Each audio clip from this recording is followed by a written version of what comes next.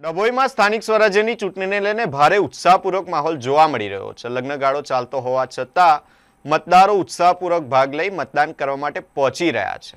ત્યારે કેટલીક જગ્યાએથી અનોખા દ્રશ્યો સામે આવે છે કે જ્યાં લગ્નના દિવસે વરરાજાઓ પોતાની ફરજ પોતાના હકનો ઉપયોગ કરવા મતદાન કરવા માટે પહોંચ્યા છે। વડોદરા જિલ્લાના ડભોઈ નગરપાલિકા, તાલુકા પંચાયત અને જિલ્લા પંચાયતની ચૂંટણીમાં મતદારો સવારથી જ મતદાન મથકો પર ઉમટી પડ્યા હતા। આ દરમિયાન લગ્નના દિવસે જ વરરાજાઓ મતદાન કરવા માટે પહોંચ્યા હોય તેવા અનોખા દ્રશ્ય જોવા મળ્યા હતા અને લોક જાગૃતિનો મતદાન કરવા માટેનો સંદેશ લોકોને મળ્યો હતો।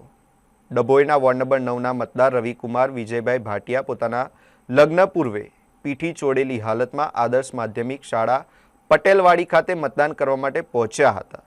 તેમણે મતદાન પહેલા પછી લગ્નવિધિનો સંદેશ આપતા દરેક મતદારોને મતદાન કરવાની અપીલ કરી હતી।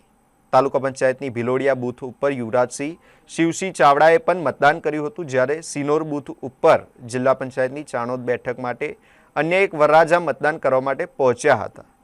લગ્નગાળો ચાલી રહ્યો હોવા છતાં મોટી સંખ્યામાં લગ્ન ગ્રંથિથી જોડાનાર મતદારો પણ સમય કાઢીને બૂથ પર મતદાન કરવા માટે પહોંચ્યા હતા, જે લોકશાહી પ્રત્યેની જવાબદારીનું ઉત્તમ ઉદાહરણ બન્યું છે। આજ રોજ તારીખ 26/4/2026 ના રોજ મારું લગ્ન હોય અને સાથે સાથે સમગ્ર ગુજરાતમાં સ્થાનિક સ્વરાજ્યની ચૂંટણી હોય અને સ્થાનિક સ્વરાજ્યની ચૂંટણીમાં સૌ કોઈ મતદારો અને લોકશાહીનું પર્વને ઉજવતા હોય અને એક લોકશાહીના પર્વને નિમિત્તે હું આજ રોજ મેં મારા નાગરિક તરીકે મતદાન કરવા માટે અમારા બૂથ પર પટેલવાડી ખાતે લગ્ન થતાં પહેલાં મેં આવીને મતદાન કરેલ છે અને અપીલ એ જ છે કે